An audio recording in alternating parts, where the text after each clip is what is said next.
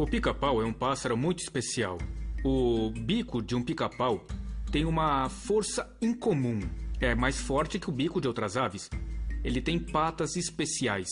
Geralmente, aves têm 3 dedos para frente e 1 para trás. O pica-pau tem 2 para frente e 2 para trás. Por isso, ele pode subir o tronco vertical das árvores, dar a volta nele, ir a qualquer direção, para cima, para baixo e para os lados.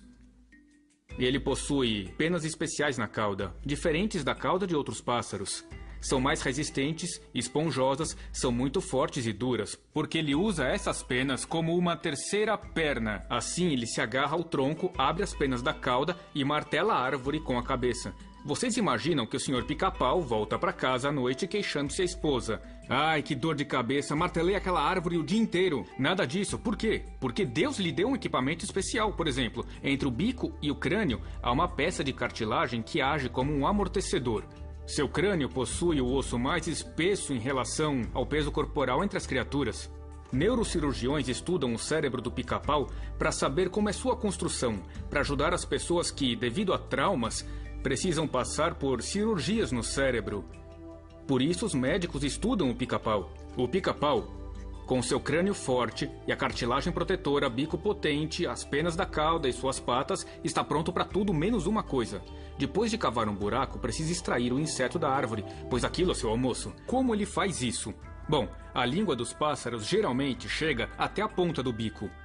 A do pica-pau se estende por mais 25 centímetros. Por quê? Porque ele precisa cavar um buraco, achar o inseto no túnel dentro do tronco, esticar a língua por esse túnel e puxar o bicho para fora.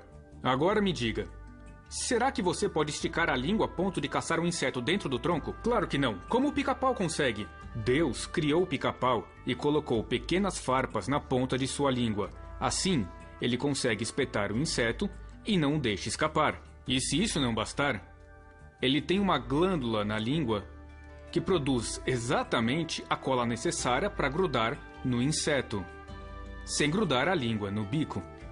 Assim, ele puxa o inseto para dentro da boca, o que seria um problema se a evolução fosse verdade. Digamos que em centenas de milhares de anos, o pica-pau conseguisse todo esse equipamento e então colasse o inseto na língua e engolisse o almoço. O que aconteceria com a língua?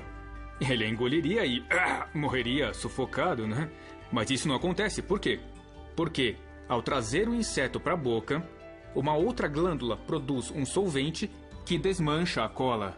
Ele dissolve a cola, solta e engole o inseto. Deus o fez assim.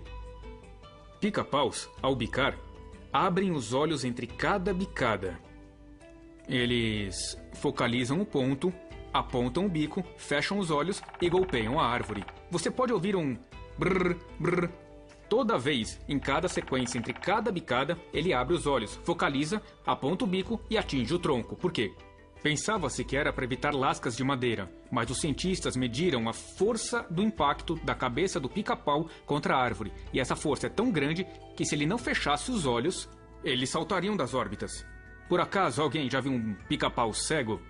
Não, nenhum perdeu os olhos, jamais, certo? Bom, há um pica-pau em especial, o pica-pau verde da Europa, que deve ser o único em todo o reino animal. Não tenho certeza, mas deve ser. A língua dele é diferente de qualquer outra língua. Nossa língua começa no fundo da garganta e sai pela boca. A língua dele começa no fundo da garganta, desce pela garganta, sai por trás do pescoço, sobe até a cabeça, sob a pele, passa por um pequeno furo entre os olhos, entra por uma das narinas e só então sai pelo bico. E como foi que isso surgiu da evolução? Fiz a pergunta aos evolucionistas, pedi que me dissessem como e de onde surgiu a tal língua.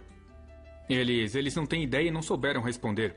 Vocês acham que esse pássaro evoluiu de alguma outra criatura, porém não conhecemos nenhuma outra com uma língua assim. Como aconteceu? Eles não sabem. E qual a minha resposta como criacionista? Afirmo que Deus fez o pequeno pica-pau e creio que ele criou o pica-pau para desafiar a comunidade evolucionista. Porque ao estudar esse pequeno pássaro, eles percebem ser impossível que ele seja fruto da evolução. Mas isso se reporta à passagem em Romanos 1, que diz que o homem estudou a criação, estudaram a obra de Deus e, porque são injustos, suprimem a prova